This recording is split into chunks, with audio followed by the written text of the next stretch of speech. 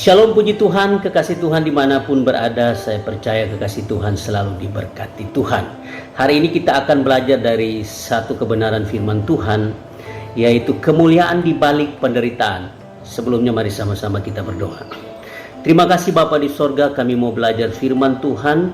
Roh Kudus berikan bagi kami pengertian agar supaya kami dapat mengerti firman Tuhan dan melakukan firman Tuhan dalam hidup kami.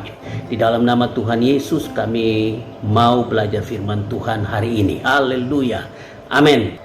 Kemuliaan di balik penderitaan. Nah, kekasih Tuhan dimanapun berada, kalau sampai hari ini kekasih Tuhan masih mengalami penderitaan, masalah, pergumulan dan lain sebagainya, sepertinya tidak selesai masalah dalam hidup kita, maka ada dua hal yang saya harus katakan untuk kekasih Tuhan dimanapun berada.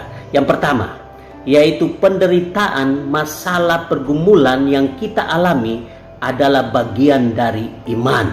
Nah, kekasih Tuhan, Yesus menderita sampai mati di atas kayu salib bagi kita.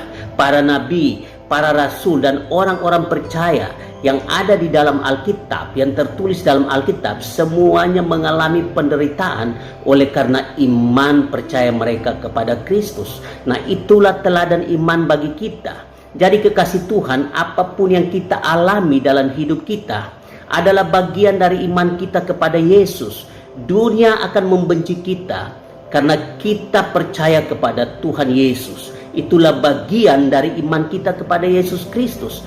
Di dalam Yohanes 15 ayat yang ke-18 mengatakan, "Jikalau dunia membenci kamu, ingatlah bahwa ia telah lebih dahulu membenci aku daripada kamu." Ternyata kekasih Tuhan, sebelum kita dibenci dunia ini, Yesus sudah mengalami itu terlebih dahulu. Jadi kekasih Tuhan, penderitaan Yesus adalah teladan bagi kita untuk mencapai kemuliaan Tuhan. Sekali lagi saya mau mengatakan bagian ini. Penderitaan Yesus adalah teladan bagi kita untuk mencapai kemuliaan Tuhan. Nah, kekasih Tuhan, kalau kita mengatakan aku beriman kepada Yesus, maka kita harus siap kapanpun kalau penderitaan itu terjadi dalam hidup kita. Karena itu adalah bagian dari iman kita. Itu yang pertama. Yang kedua, yang saya harus mengatakan bahwa penderitaan yang kita alami sekarang ini tidak sebanding dengan kemuliaan yang akan kita terima. Luar biasa kekasih Tuhan.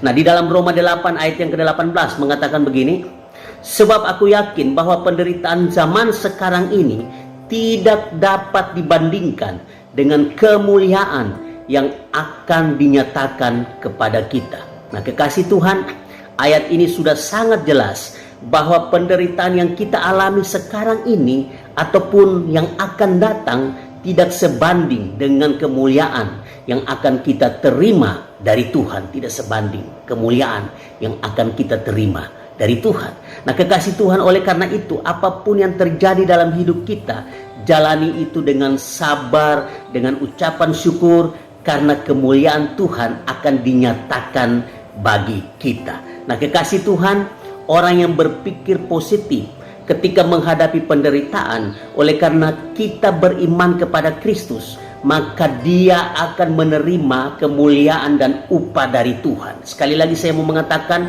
dia akan menerima kemuliaan dan upah yang Tuhan sudah sediakan bagi kita. Nah, kekasih Tuhan, penderitaan, pergumulan, masalah dan lain sebagainya adalah bagian dari iman yang membawa kita kepada kemuliaan Allah. Nah, kekasih Tuhan, itulah yang akan kita terima.